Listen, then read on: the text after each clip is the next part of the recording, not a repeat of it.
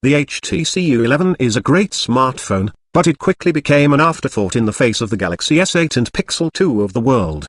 HTC hopes to change that narrative with the U12 Plus.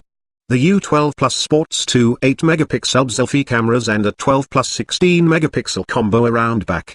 The fingerprint scanner is also found around back, though it thankfully occupies its own space below the cameras. Under the hood, Qualcomm's Snapdragon 845 processor and 6GB of RAM reportedly power the U12 Plus.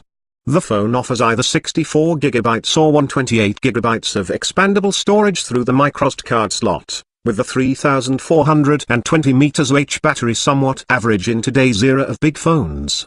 HTC intentionally used the plus suffix to compete with the Galaxy S9 Plus. Interestingly, Plus also said a regular U12 to compete with the regular Galaxy S9 might never exist. The phone looks to feature a dual display, a total of 4 cameras, and a Snapdragon 845 processor.